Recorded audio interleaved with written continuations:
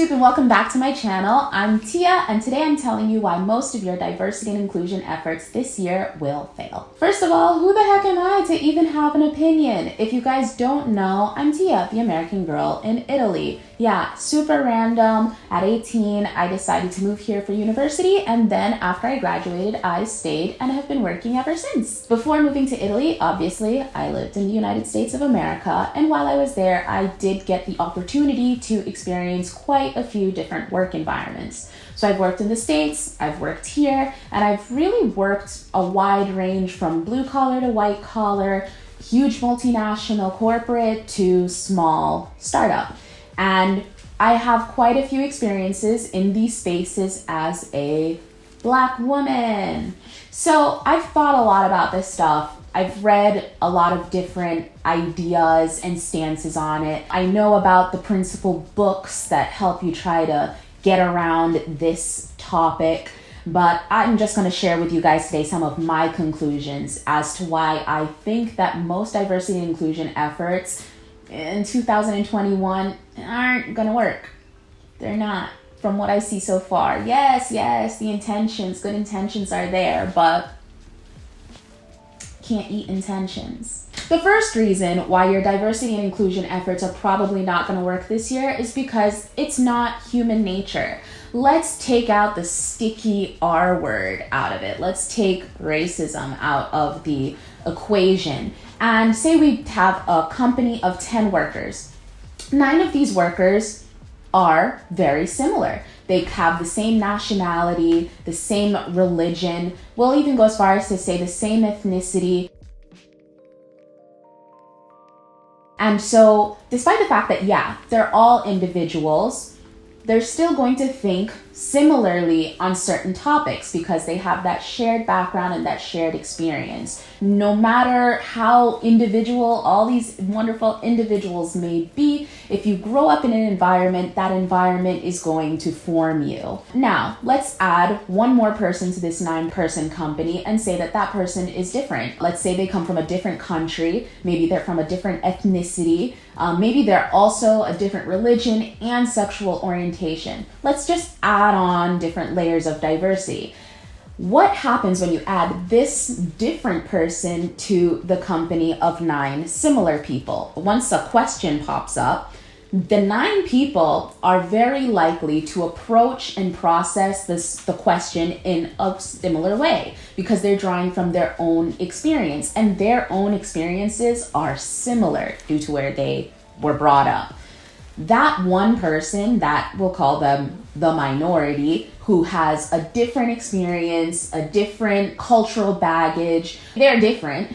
They're probably going to approach the question in a different way, process it in a different way, come to a different conclusion. The problem hasn't come up yet. The problem is after all of this. The problem is the fact that when the one different person brings up their different perspective, it's not human nature to think, hey, that one person has a completely valid point that is different because they are different. But you know, 2 things can be right at the same time. No, that is not human nature to think that way. Human nature is to find comfort in the fact that 8 other people in the company think like you, and so that one person that had a different perspective and a different idea is probably insane.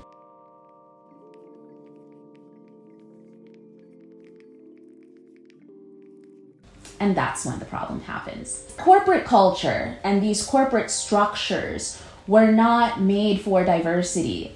Corporations as a whole thrive off of everybody being conforming to their corporate culture.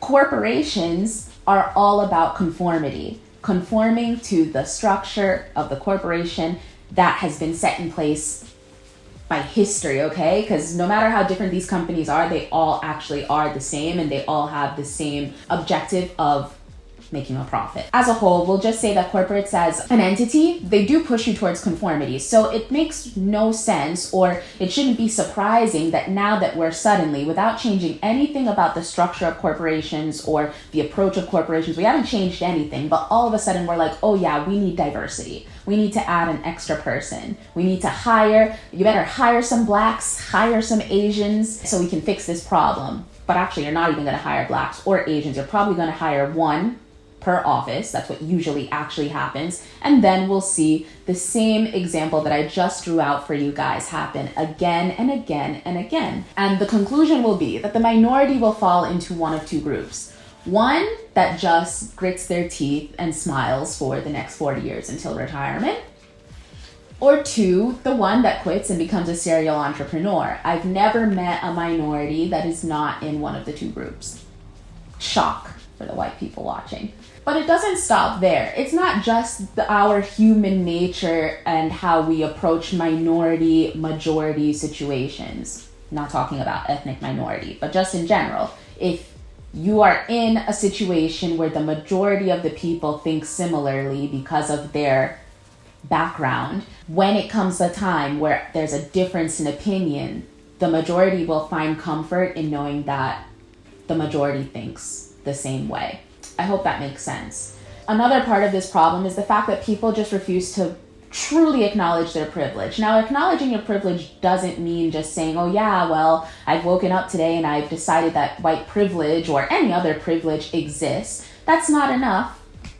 Sorry. After coming to terms with the fact that you have privilege, now we have to understand what you're going to actually do with it.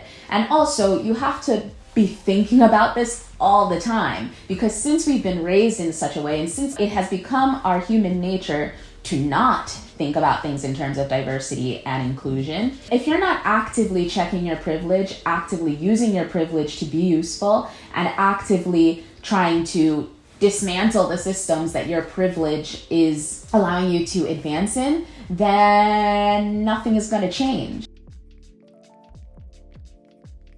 Because the only people that can actually change the system truly are the privileged, the majority. Acknowledging your privilege means every day saying that I exist in a system where I've been told what to think my whole life, and everything that I thought was good or bad actually isn't. And good and bad don't exist at all. Basically, until you are in a position where you are constantly questioning your reality, you haven't gotten uncomfortable enough and you haven't confronted privilege enough to actually make a difference. When you haven't checked your privilege and you haven't admitted to the fact that we're all operating in a system, then you are really unable to confront your implicit bias or catch the implicit biases that you have. Until you're actively looking out for them, you're not going to catch them because, hello, we were all raised this way. I can't stress that part enough. But that's really the way I see it. Until people are actively able to confront the reality, which is that our reality isn't the reality, so that we are therefore able to confront our implicit biases and be able to understand when we're in a corporate or, any setting really where there's a majority minority dynamic. Until we start doing the first two steps of unlearning and deconstructing, we'll never get to a point where in that 9 to 10 person team, we can get to the point where the different perspective is appreciated rather than initially attacked or questioned. That's my TED Talk. And as you can see, the first two steps of acknowledging your privilege, acknowledging reality, understanding that we're all working in a system isn't going to be solved by hiring a few people of color. Notice? Because that's what we're doing now. Now there are people saying that they're going to hire a couple of people without doing the homework first. So it's going to end up that, just as it always happens, a few companies will hire a few people of color. They'll get run out in the next 6 months to a year, and we'll start all over again.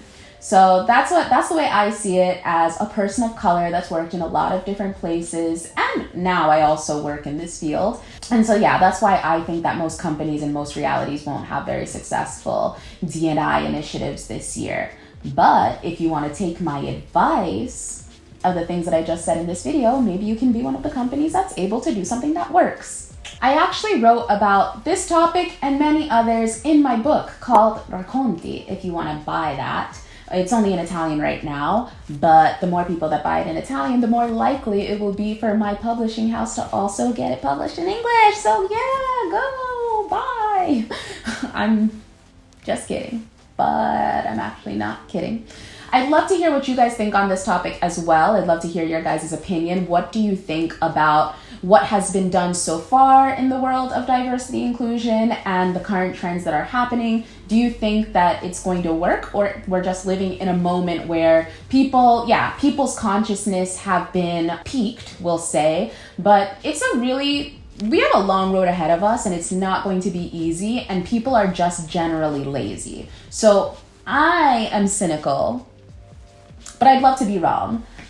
But I think that it's not going to work. I think that the recent efforts are not going to work. I hope that this video will be kind of the opposite of a self-fulfilling prophecy. I'm hoping that since I'm doing this video and you guys are all watching and I'm saying, ha ha ha, you're going to fail, that you're going to take up the ranks and not fail, but we'll see. We'll see. If you guys like this video and you would like to see more like it, be sure to like and subscribe to my channel if you haven't already. Let me know in the comments section down below what you think of the argument. What do you think are the reasons why diversity and inclusion efforts are going to fail? Or do you think I'm wrong and that people are going to surprise me and we're actually going to live in a post-racial society in the next 5 years? Let me know. As always, you guys, it's been a pleasure, and I will see you in my next one. Mwah.